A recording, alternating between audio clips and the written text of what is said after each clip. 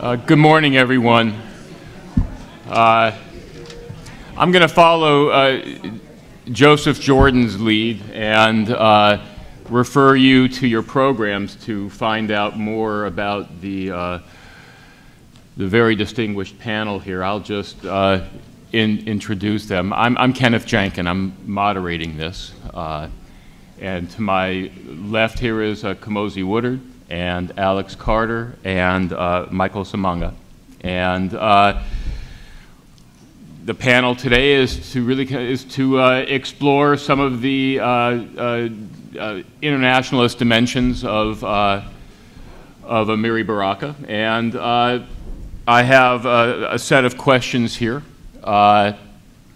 that I'll start out, and we can just kind of go down. And are we running?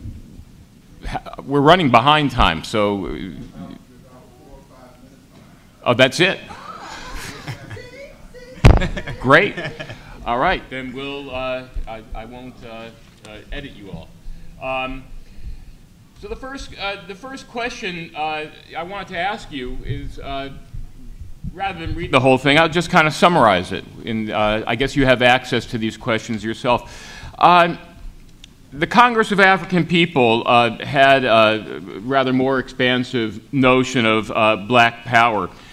And I was wondering if you could talk about the internationalist dimensions of the Congress of African People, and if you could kind of situate CAP in the constellation of other organizations, such as the Black Panthers, the Revolutionary Action Movement, the Republic of New Africa, and if you care to also go forward a bit further in time, the various new communist organizations that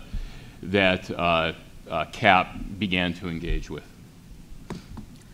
Well, I think the Congress of African People comes, we're kind of, I guess you'd call us a second generation Black Power organization. Many people in the Congress of African People had been in the Panthers, had been in SNCC, had been in CORE, had been in the NAACP, and so the Congress of African People brings a lot of those traditions together. Mm-hmm. Not as, basically, you know, I talk a lot about the Black Power experiment, and I think what we were trying to do is saying, okay, which out of all these different contradictory ideas, what is working, right? What is working? It's at a moment that I think that we should pause and understand the moment of, say, 1965, 1970. Baraka had a poem that I heard when I first came to the movement that was sung by the community, and the poem was around a question, who will survive America? Mm-hmm. And I think you have to understand what situation black communities were in, whether they were north, south, Australia, Australia, London, mm-hmm. all over the world. You know, Baraka's perception, and I think the people who joined in, was that their lives were in danger by things that we usually talk about, Jim Crow, segregation, but 1,000 other things that usually are not mentioned that they knew about. And so the way we talked about it was think internationally and organize locally. And in organizing locally and thinking internationally, we had conversations with people. And when we had these conventions, people would explain what their condition was in that country, in that state, right? And so actually it's it's like the SOS, it's a catalog of all the, and I think sometimes we simplify and flatten out what racism is, right? And it's really multi-layered. And what I loved about Baraka, even as an editor, you know, we had the newspaper and stuff like that. If you look at Baraka, like if you look at Black Fire, everybody's voice is in there that he could fit in there. So the Baraka definitely had his point of view, but he always helped other people get published, and he wanted to hear all these voices because he knew he didn't have there was no one answer, right? So when we had these big conventions, we were listening to all of these different voices, And then it was a process we were going through of building an agenda out of all those voices. And then, but I think the hallmark of CAP was we're going to do something about that. So we always set up a mechanism at the end of it, a new organization that would follow through day to day. And if so, these wouldn't just be, before we came on the scene, there were a lot of conferences that wrote papers, and then nobody did anything about it. And I would say the sisters in particular in the movement were, their whole thing was, even when in the early days of the Committee for Unified Newark, which was our organization in Newark, the brothers would go to a lot of meetings and they'd listen to, there was a rent strike going on here and people didn't have hot water and the children would, you know, being bitten by rats. And then they'd go into another meeting. And the sisters started to say, well, we have to have follow through. If you go to a meeting, right? So Amiri Baraka and another sister named Salimu began to develop standard operating procedures. You have to file a report about what you saw. And then next week, we have the meeting on Monday. By Wednesday, there's a sister named Jaribu Hill who would look at the minutes of the meeting and say, what did you do about it? Right? And so we started doing, and I think there's no particular genius about that, but that was I think that's the tradition that people did. So I would say that was happening around the world, and we learned as we were struggling. We learned as we had the conventions. We didn't, you can read all the books, but I think Malcolm X or Dr. King or Marcus Garvey and Baraka, traveling across the country and across the world is another university within itself, right? And so, you know, Malcolm basically, and everybody else is traveling the same route as the jazz musicians who are on the road, the Negro Leagues are on the road. That's where our real wisdom is about. It wasn't any book you could look at and say, what's the condition of black people in the Jim Crow West, right? That's being articulated as Sonja and Amiri go out to the West Coast and they get the West Coast Black Arts West and the Communications Project to tell us what's happening to those kids on the street in Oakland. And of course, the Black Panthers told us exactly what was happening to them when they got there, right? So I think that's, you're talking about all these different voices. It's a moment of self-discovery. Who are we? And all our complexity. Self-definition, self-development, discovering our self-worth in a world that defined us as worthless and, you know, and except on the slave market. And finally, self-determination wherever we were. So I think I'll leave that there, and I'm sure my colleagues have something to say about that. Well, when I'm thinking about this pursuing an internationalist path, my research looks at the Aborigines Advancement League in Victoria, and they sent 5 delegates to attend the CAP conference in 1970. So it's very important for them to think about their struggle internationally. One of the major reasons is in Australia, at that time, Aboriginal people were about 1% of the population, which is mind-blowing considering, let's say, 100, 200 years ago, they were 100%. So when we think about that, they saw CAP as an extension to garner some international solidarity. They understood, and many of them commented, we don't have the economic power that African Americans do. We can't boycott 1% of the population. But if we can garner international support, if we can connect those transnational connections, now that would be important. Now what's interesting is we think about CAP, and yes, it was Pan-Africanist in vain, right? It was embraced other oppressed people because they thought it was their international responsibility to end white supremacy. Kind of very similar to in the spirit of the Bandung Conference, which I learned from Professor Woodard's text. What was really important about CAP was they said it's their responsibility to end white minority rule throughout the world. And I think that was very key for Aboriginal people. They saw that and that resonated with them. One thing that they did brilliantly, to which I think CAP's international platform helped them to do, was to say, what about this idea of a black diaspora? We understand we're not part of necessarily a Pan-Africanist type of situation, but what we do is we see similarities in our lives, our daily lived experiences as black people. You know, there's Jim Crow happening in Australia at the same time. There were freedom rides going on in Australia.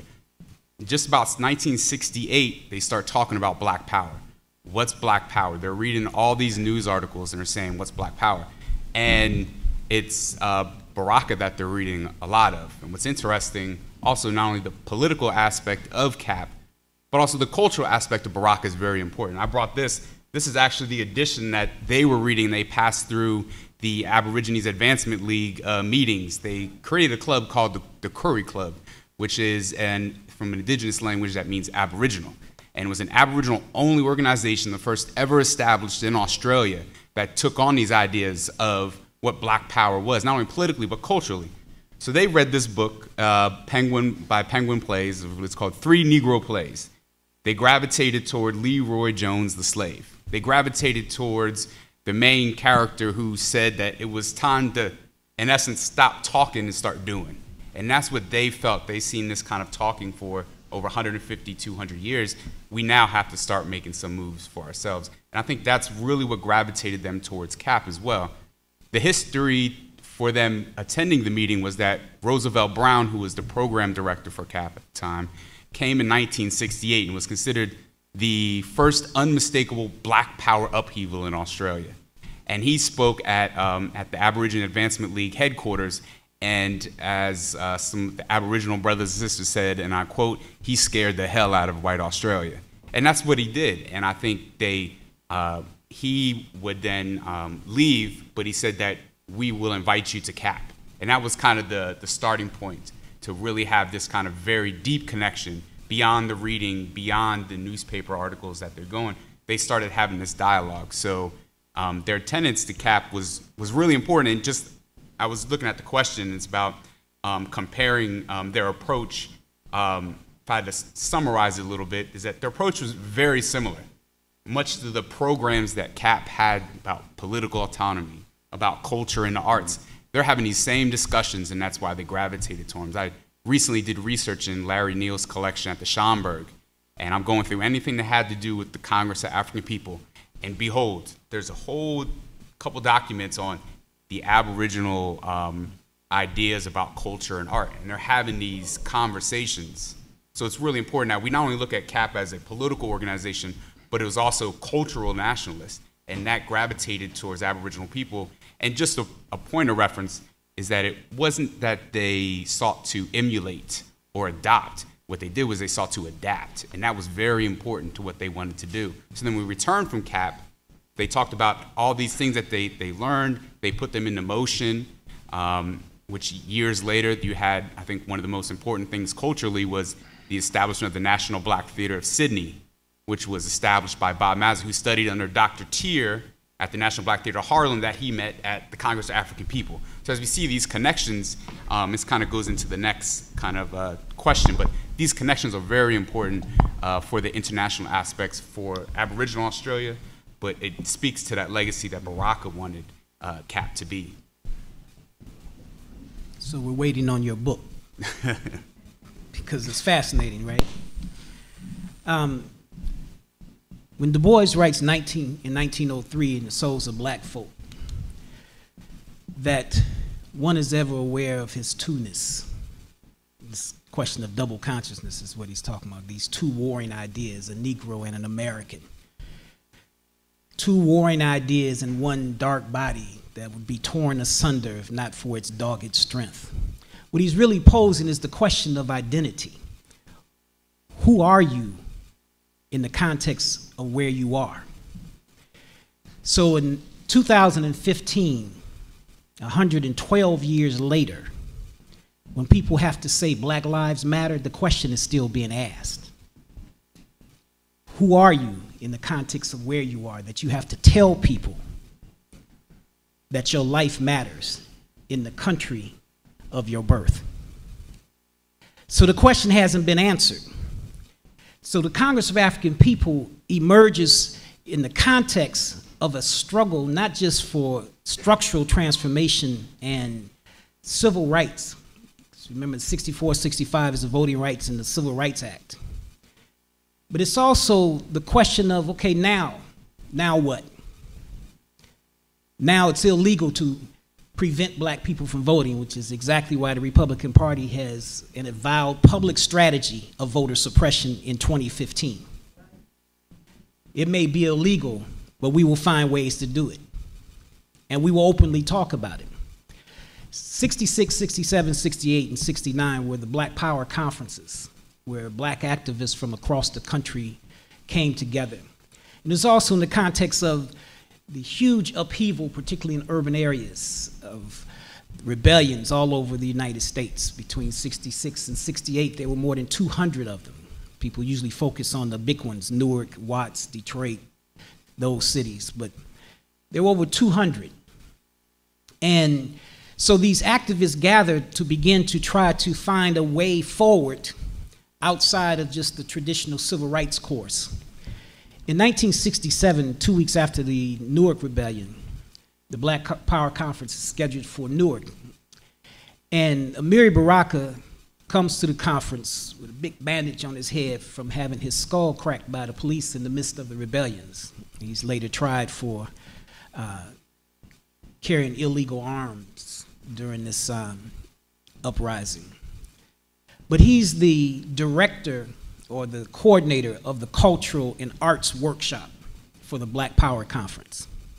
3 years later, he is the chief strategist of the Black Nationalist movement at the founding of the Congress of African People, which is a very unusual path that he goes from being renowned as a poet and playwright in the context of the Black Liberation Movement to 3 years later, people are looking to him for political leadership. And that path is because of what Sonja Sanchez said, that Baraka made a commitment to extend the work of Malcolm X. And so after the Black Power Conference, he begins organizing with others in Newark, what eventually became known as, Komozi said, the Committee for Unified Newark. Initially a coalition-type organization that also made an alliance with the Puerto Rican community and their organizations. And they elect the first black mayor of Newark. And it was a battle, as it was in all of these cities. In Atlanta, when Maynard Jackson is elected mayor, the police refused to obey him. They refused. It was almost a coup, a violent coup of the police against the newly elected black mayor. So much so that they had to change the structure of how the police were governed in Atlanta in order to bring them under control. But these battles, one of the biggest and most important was in Newark, which is also an interesting thing because Baraka's essential in electing the first black mayor, and he's also essential in electing the last black mayor, which is his son right now.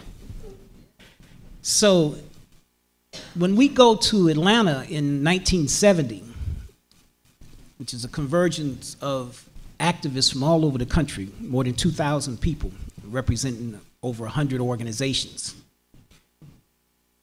Baraka is now not just a cultural leader. He's not just an artist. He's not just an influential voice in arts and letters, but he's seen, and even the FBI in their report on his participation at CAP says this is somebody we have to monitor closely because a lot of people are saying he's the next great black leader. And it's not just a local strategy, but the vision of CAP is that we need a political instrument to fight for our rights as human beings and as a nation of black people. One of his most famous poems at the time is called It's Nation Time. So where people would say, what's happening? You say, oh, everything is everything, which I love because that's black philosophy, right? That's high thought right there. Everything is everything, right? Get in where you fit in. See, all of that is deeply philosophical. But instead, Baraka would say, what's happening? And the response would be, it's nation time. And what's going to happen? The land is going to change hands. And so this cry, and at the 1972 Gary Political Convention, which comes out of the CAP conference in 1970, Baraka puts forth a strategy that the black activist, revolutionary nationalist community and newly elected black officials and those emerging should form an alliance for the transformation of the places where black people are the majorities. And a conference should be held. And it was the largest black political gathering in the 20th century around a political agenda. And actually you can see the National Black Political Agenda online that came out of that conference. It's a very important document that is still relevant today. And so he puts forth this strategy in 1970, and by 1972, he is convening this convention in Gary, Indiana, as the co-convener with the first black mayor of Gary, Richard Hatchard, and Charles Diggs, who is the congressman, black congressman from Detroit, who is on the Senate Foreign Relations Committee and head of the Africa Committee. So you have a black nationalist artist, a mayor, and a black congressman convening the largest political gathering of black people around politics in the 20th century. And so his trajectory is in a tradition that is not just local, it's not just cultural, but is the merging, the actual structural merging of the black arts movement and the black power movement into an organization, the Congress of African People. Internationally, CAP makes an agreement with Tanzania to recruit and train black people to send to help this newly freed and independent progressive black country. CAP gets non-governmental status at the United Nations and begins to build relationships with black liberation movements and newly emerged black organizations, relations with organizations in the Caribbean. In the Caribbean, we hold an annual reception for at the United Nations for black delegates to the United Nations from African countries. So the thought was always that it was not just a local or national struggle, but that there's a global struggle.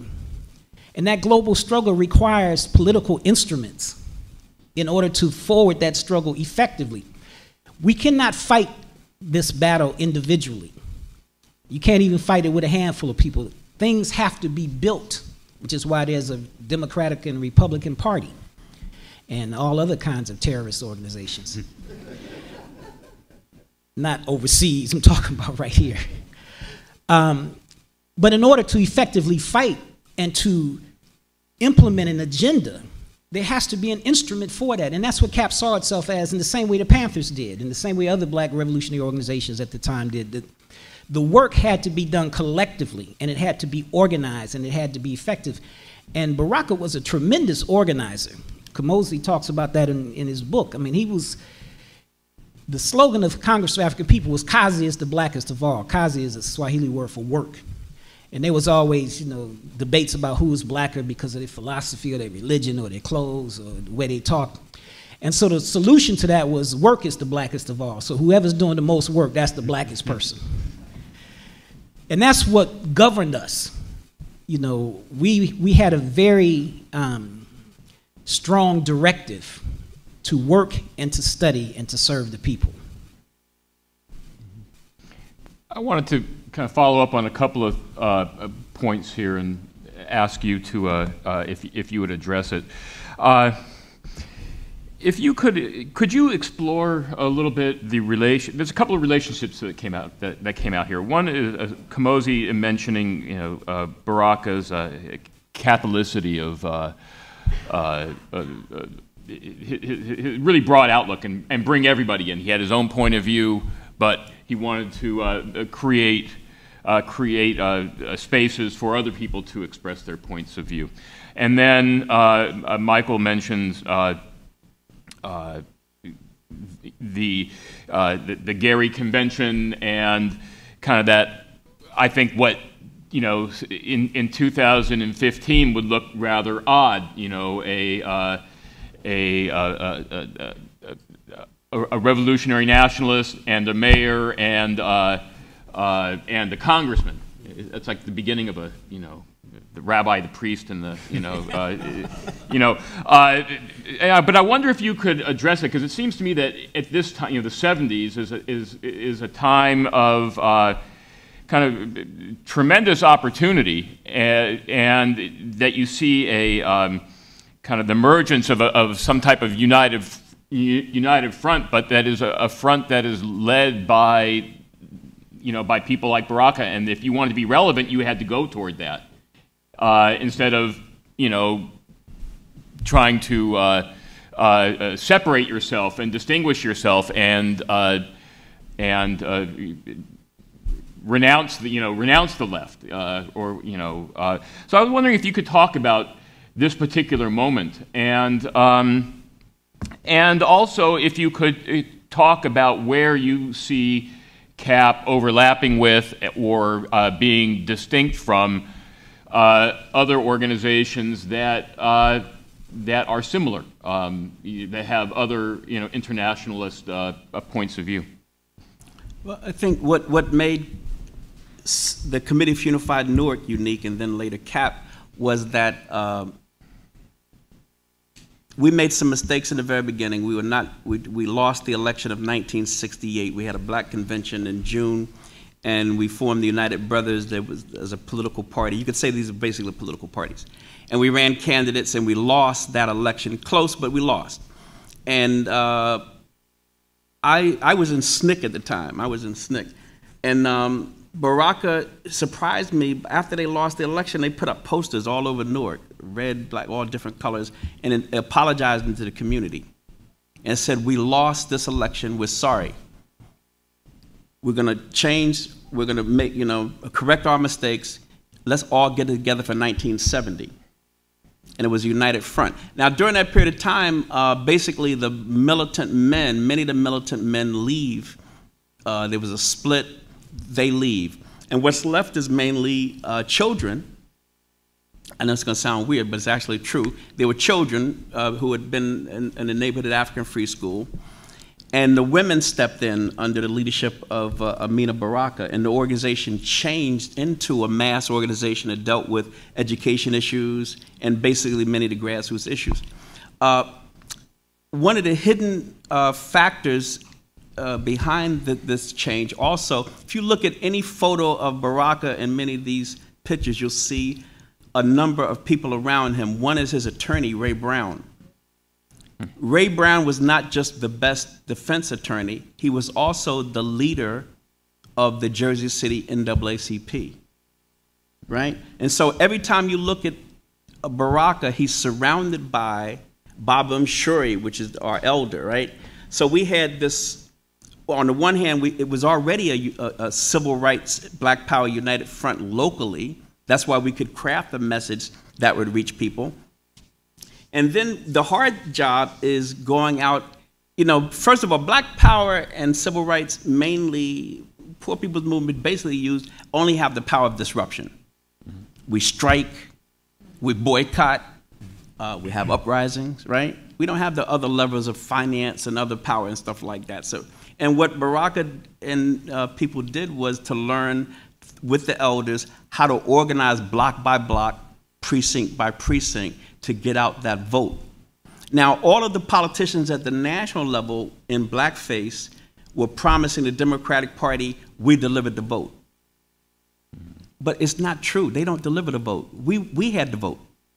So that's why they came. The only reason they came to us wasn't because they loved us. They didn't love us at all, right? Is because we had the magic of how to get people out to vote. We had organized and we could teach people how to, and the National Black Assembly, y'all call it National Black Political Assembly. We used to call it the NBA, National Black Assembly.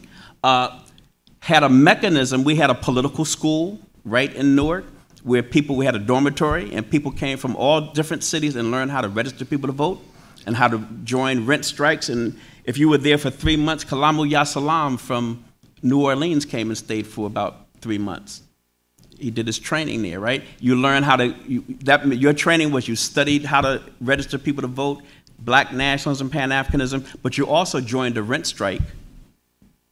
You also went to the African Free School. You learned how to do things, and then your job was when you went back to your city to replicate that. One of the sad things about it was the brother Elimu, who passed away. He was one of the NBA organizers. I talked to him, debriefed him when he came back. One of the vehicles at NBA, just like Black Lives Matter now, much of the work we did after we had Gary was going to city when there was a crisis, and that crisis was Black professionals' children were being shot in the streets in different cities, and they didn't know how to organize a Stop Killer Cop campaign. So one of our big national campaigns, and people have forgotten about this, Stop Killer Cops. Right? And we teach you how to organize yourself, how to protest, how to get a lawyer, how to console the family. There's all these kinds of details. So I would say that united front, that invisible united front is one of the things we were doing. The other thing is this generational thing. We're basically we basically pulled mentors from the Paul Robeson generation, Vicki Garvin, Harry Hayward, and on and on. And so we had that strength behind us. And I would say, if you look at Sonja Sanchez here, when I graduated from college, I joined Amiri Baraka. I was in a movement with Sonja Sanchez, Hakeem Matabuti, Abby Lincoln would come by, Nina Simone. I said, how could we lose? Right? We've got all this talent. So that the United Front, people talk about compromises you make with the United Front and forget about the benefits you have, is you see the strength that people have when they come together and stop talking about the petty things and say, these people are killing our children. What are we going to do about it? Just to piggyback on what Komozi just said, two things. One, CAP was made up mostly of people under 30, with probably the largest percentage under 25. And, you know, we were some poor people as activists because we didn't have a lot of money. But the idea of an organization that was committed to this kind of change, we knew we could not do it just with our members. Nationally, CAP never exceeded 1,000 people, nationally. So the United Front was a political strategy. How do you gather people to do something based upon common interests? And these sometimes are people that we fought with, but then we knew that we had to fight together also. We could disagree with the NAACP, but when it came to trying to get the police from killing black people, we could get people from the church, we could get people from the Marxist movement, we could get people from the NAACP. And then after that issue, we may not talk to each other because we disagree on other issues. The thing about black politicians, you know, most of whom were in the Democratic Party. The 1972 Gary Convention almost broke apart because a large section of the Detroit delegation had objections to some of the black agenda, mainly because most of them were beholden to the labor movement coming out of Detroit. The leader of the Detroit delegation was Coleman Young. This is 1972. By 1973, Coleman Young's the mayor of Detroit. And so he's trying not to identify with anything that would conflict with his ability to get the labor movement to support his bid for mayor. So we disagreed on that, but we agreed on other things. So the United Front was a very highly developed strategy that allowed CAP to push forward. And because of Baraka's both intellect, his stature as a public official, but also his level of production, he was very skilled at pulling together people who previously might not be able to get together. And he was very skilled at pushing forward an agenda. If you ever see, and it's a film that you can rent, you might even have it here at your library, on the 1972 Gary Political Convention. You have everybody, Jesse Jackson, Dr. Betty Shabazz, Malcolm X's widow, Coretta Scott King, Martin Luther King's widow, Minister Farrakhan. The spectrum of black political life and leaders at that time is represented at Gary. But at the center of that, holding it all together, is a poet.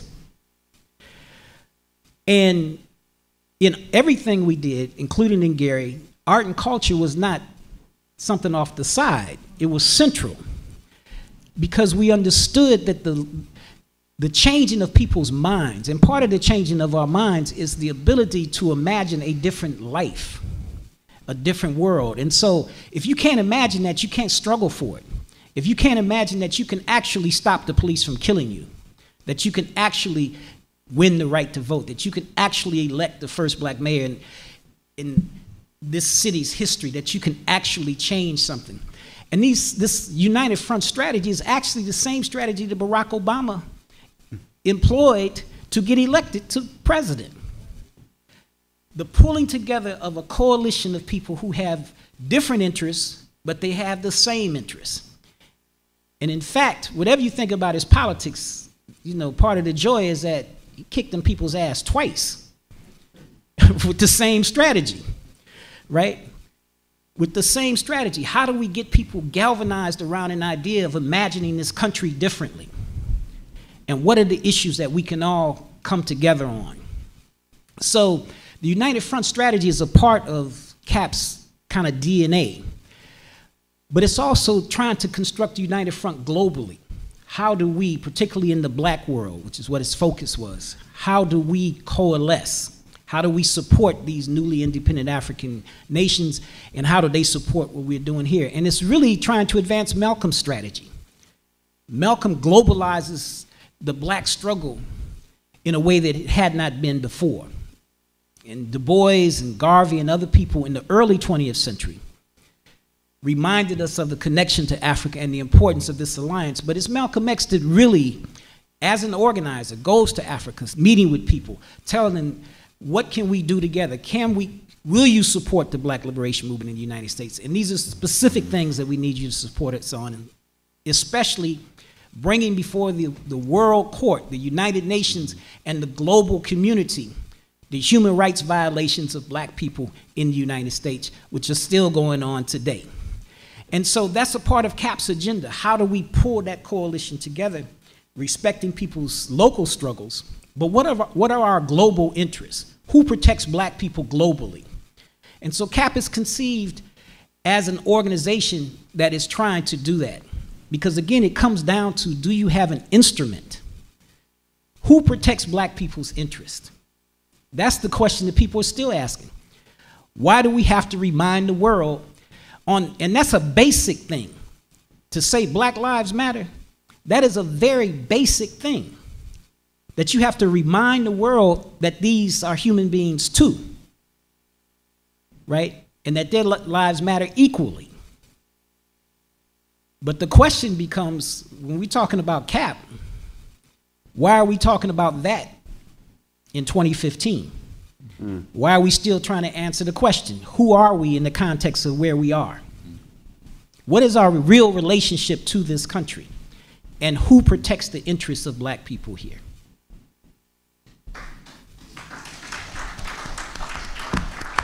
I wonder, well, I think that's a good segue to, let's set aside for a moment this one question about the United Front, and we can return to it later on. I was wondering, though, if we, building off of that, if you could talk about the internationalist legacy of CAP, and I guess the internationalist legacy and a Pan-Africanist legacy.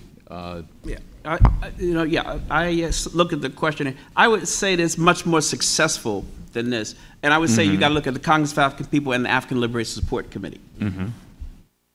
The strategy of the African Liberation Support Committee that was worked out internationally, in its second generation of Malcolm X's strategy, was to unite against Western colonialism, and to alienate, isolate, and eliminate the border states that were defending South Africa one by one, right? We couldn't get to South Africa because it had this big buffer zone, and it threatened the independence of Tanzania and Guinea and many other countries, right? So the strategy was to alienate, isolate, and then eliminate them one by one, and we did that. And I think the movement, when people say we can't do anything, we need to understand our history better. And this is the second generation of the Paul Robeson strategy with the Council of African Affairs. We built on that. And so we eradicated that, and that set it up so it was possible for Trans-Africa to do the work it did to finally help end apartheid. It's a global victory. So now we're in a new stage because of that, right? But so I wouldn't say, so it's a continuing story. But I would say that we need to pause for a moment and see what has worked in the past, and that did work. And I think much of the scholarship in the past, up almost to this moment, with the exception of stuff about the Congress of African People, is about African diplomacy from looking through the State Department's eyes. That you'll never see what we were doing. We're in a tradition of grassroots Garveyism. We come from below. We didn't have the big official conferences and stuff like that. We had we were organizing the public housing projects, right? What happened in Newark, the the Newark welfare rights, and the tenants decided in our branch of the African Liberation Support Committee, what can we do for Pan-Africanism? Oh, we could cook some soul food for the delegates are coming all the way from Africa every year. So what we'll contribute is we'll have a dinner for them and make them feel welcome, right? So it was in the kids. So everybody in the community figured out something that they could do with the resources they had. Poor people, some books have made fun of it, but poor people took toothpaste, soap, and all the things to send to the refugee camps in Tanzania, where the South African brothers were there, right? Because we knew that they were in desperate straits. But and everybody, what we tried to do, in addition to all the heady things, was to figure out what each and every person could do where they were with the limited resources they had to be part of that movement. And so that was quite successful. And I would think that what we need to do now is think about I think Muhammad Babu, who was an influence on Baraka and a big influence on Malcolm X toward the end, revolutionary from Zanzibar. He made a presentation on Malcolm X in 1991 where he talked about black youths and their international responsibility. And most people think about how powerless black youth are and stuff like that. And he went over trying to push back the aggressive U.S. foreign policy in Cuba, Iran, and a number of other places.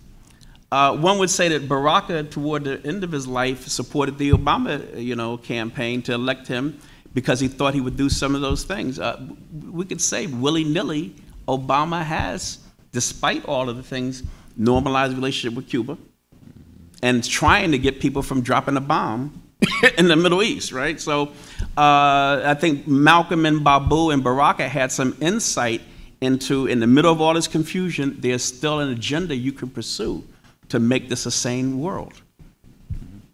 And that's a very important part, I think, about the legacy of CAP and Baraka, that you can continue the agenda that you had from CAP today. I know for Australia and Aboriginal brothers and sisters, there was Solomon Belair who attended CAP, and he was instrumental in '72 of establishing the Aboriginal Medical Service, the Aboriginal Legal Service, all these kind of community programs where he got his training. Part of where his training was at CAP, was in these kind of workshops where you went through and you detailed how to bring about certain ideas into action. He also learned these ideas from attending CAP. And actually, to say that, what Sonja just said here about we found people, and then what Michael kind of said about bringing people together, and that was a really profound impact for CAP, because that's what it did. And I think about the delegates after they left Atlanta, for who they met at CAP, they went to Harlem, and they studied at the National Black Theater Harlem, but then they also met with the Panthers. They had numerous meetings with Louis Farrakhan of the Nation of Islam, thinking about self-help programs, self-economic, self-determination programs. So at least I can see that legacy while I was in Australia for a year on a Fulbright doing research. I could see that legacy still there today, in part because of that trip to CAP, and it still resonates true, and they're still trying to, and this maybe goes to the third question, but they're also still trying to continue that legacy as we're talking about Black Lives Matter. The very next day, Aboriginal brothers and sisters in Sydney are having a march saying Black Lives Matter and Aboriginal lives matter, because they see these solidarity networks that need to still hold true today. And I think that's a lasting part of what CAP did, and that's what Baraka and wanted to do. Was they said, look, we can't just limit ourselves and say that we are just Pan-Africanist in vain. We have to look at black internationalism and how black people, people that view themselves as black people, are being treated throughout the world. And that's going to be our legacy, part of the legacy moving forward. And this was the first CAP. This was when it just organized. So you can imagine how impactful it was as it continued on up until its end. Let me kind of interject something here. I want to read the second part of this question here and ask you to respond to it. So I've already asked about the internationalist legacy here, but the second part of the question is it safe to say that 40 years after the 6th Pan-African Congress took place in Tanzania, that even the most radical of the African governments have disappeared and given way to eager capitalist-oriented or even retrenched cultures? Is this not a rebuke? Well, let's just stop there. Do you reject the characterization of that? Do you reject the way that question is posed? No, because clearly the poser thought that. But my answer is that governing is different than either protests or trying to free a country. This is one of the dilemmas that all people who struggle for, self-government find out. Mm-hmm. And it's a different thing. Let me state this unequivocally, I am against any president for life. That's a king. And so I think any African president that's been there, for a while, they need to retire somewhere and without the people's money. But there's a level of corruption that occurs because the people that folks fight to liberate themselves from, they're not defeated. They're defeated in that context. And so all of the other structures that they control, the global structures, the World Bank, the trade organizations, communications, Africa is grossly underdeveloped, even today. And the biggest investor in Africa today is China. But China's not there raising Africa up. China is there digging Africa's resources up and taking them back to China. This is the dilemma of Africa for the last 500 years. Africa's resources are not used to build Africa. And so the issue of the government is an issue of how, now that we have political power, but we don't have the instruments, again, to really raise our own country. Now, here's what's interesting. Libya, and despite what you think about Gaddafi, but under Gaddafi, Libya's resources were used to turn Libya into a modern country. They built hospitals, roads, schools, industry. It had one of the highest levels of standard of living in Africa. Nigeria, by contrast, is one of the wealthiest countries in terms of oil in Africa, and its people live in abject poverty, with the exception of a class of people who live very good. Right now in Angola, the first African woman billionaire is the daughter of the president of Angola. Now, how did that occur? So what happens is the forces that had colonized Africa, that had taken Africa's human and natural resources out of Africa, they don't stop because you drove them out from the colonial structure. Look at the poverty in the black community. Look at the level of incarceration. Look at the treatment of black people by the police. That goes back all the way to 1619, when the good ship Jesus landed in Jamestown, Virginia. And the mythology that traveled with it, that these were an inferior people who were innately violent, who had to be policed in a certain way in order to control their behavior. So just because you have the right to vote, or you've defeated Jim Crow segregation, the people who impose those structures on black people, they have not stopped. And it does go to the core of economic and social systems. Black people were brought to this country for one purpose: to be exploited. And that relationship has not changed. It is different in how it appears, but it has not changed, which is why you have lower levels of education in black communities, why you have more black children and brown children. Just as an example, a young Muslim child in Texas was arrested for being a genius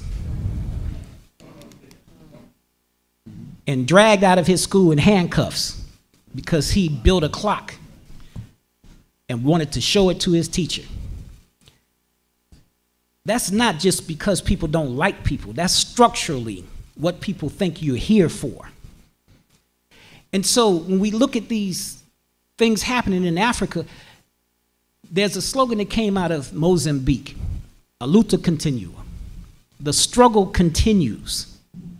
We cannot rest because the struggle continues, and it continues on all fronts. And so this is one of the things, back to the idea of kazi, work. We cannot rest because there's still work to be done. How did America wind up with the largest female prison population on the planet Earth. When you have countries who daily violate people's human rights, but it's in this country that more women are incarcerated than anywhere. How did that happen? And that only happened in the last 10 years. How did all these black men wind up in prison for minor offenses? These things are structural. How do politicians sit in Congress and not respond to that until the voices from below push the conversation up to the public discourse? It's not like they, oh, wait a minute, we passed laws to put all these people in prison? We didn't know that. So globally, and again, it goes back to this question, who's protecting the interests of African people on Africa's continent? But here's what we have to remember. Those folks always come forward. They always come forward. History teaches us that tyranny does not last. Oppressors can be defeated. Governments can change. Empires fall. And we have to remember that even though the condition of Africa now is what it is, that doesn't mean that everybody there agrees with it. Well, the other piece of it is that we never thought that electing people to office was going to solve these problems. That's why, so when we elected Mayor Gibson, the Committee for Unified Newark helped elect Mayor Gibson with a Black and Puerto Rican Alliance, and we set up a group called the C-Fund Community Council. Every Sunday they had a meeting, church people, right after church, people got to, and we had and the program is called Face the Nation. And we would bring in city officials from Newark and criticize them, and basically we had an agenda, and what are you doing on this agenda? We elected you, right? Et cetera, et cetera. That has to happen all around the world, right? Because governments are corrupt, right? And people have to have their own people's organizations. The sad, tragic thing, and we have to figure out how to deal with this, and I think Ngugi and people like that are calling for a new African Renaissance, is that many of our visionaries were assassinated. So that, and people don't get assassinated randomly. Fred Hampton wasn't a random assassination. Fred Hampton was the salvation of the Black Panther Party. Said Black Panther Party was probably supposed to move its headquarters from Oakland to Chicago, so that's why he had to be killed, right? Amilcar Cabral and Walter Rodney are central assassinations that happened. Why did they assassinate people like that? Because they are the visionaries. And they envisioned that you couldn't copy the Russian Communist Party and their socialism. You couldn't copy China, but you had to figure out from Africa in your country how your people would go forward, right? And the sad thing, until we create thousands of young revolutionaries and artists, we are at the mercy of them picking one person out, coming and shooting them in the head in their bed at night, drugging them to sleep, and then we're lost for 20 years. That's why the work we're doing now, this conference and the Black Power Studies, is so important, is to gather that information together and make that informative for the next generation to see this is the experiment we were on. This genius who was conducting the experiment was assassinated. But what were the results? Let's look at that. And now your job, it's in your hands, like Sonja said, is to take that experiment to the next level. But we already have the blues, so we don't have to sing the blues song. We got the genius of the blues, right? But the question is, what are we going to do about these blues situations we're in? We have to solve problems that the world has created, but they don't want to solve them, right? That's our burden. People have left these cities. It was messed up when they was here. They left us here, and now we're the poorest people, but we have to solve it. That's our burden, right? But that's why we have to educate our children. We have to have our own schools and teach them the cutting edge knowledge of how to deal with it. How do you educate people? How do you feed them? And most of all, how do we create an alternative, humanistic, cooperative economy, right? Now, I think we need to look at things like the BRICS.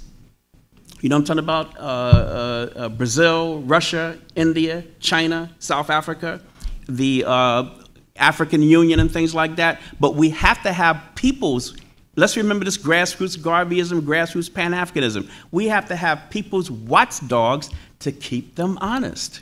That's the basic lesson. We have to have that, and those, not just keep them honest, but to envision what a liberated future, as Larry Neal used to say, is going to look like. Right? That's our only hope. There has to be this alternative, and we have to look back at, just follow the blood path. All the people they assassinated, what were they trying to tell us? Okay. Right? And what Malcolm X was, and why did they kill him in the first? Why did they kill King when they killed him? We need to, and see, this is the hard thing, is that when they tell you, I'm going to kill you if you don't shut up. They said that to Malcolm, they said that to King, right?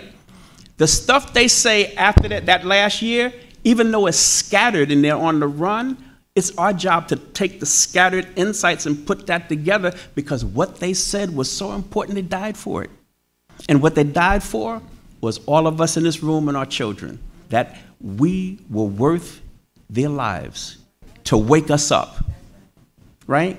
And we have to, that's the faith we carry. That's what this movement carried. It spread it all around the world in different languages, that you can do it yourself, right? Let me add something. I think we are out of time, and I'm getting the signal from back there. Joseph, hold on a second, because we have a bunch of young people in the room, which is great, but there's two things that Komozi raised that I think we need to pay attention to before we left. One is the idea of leadership, because I hear a lot of young people, a lot of my students say, you know, we don't need leaders because they get killed and then the movement dies. Actually, that's historically inaccurate.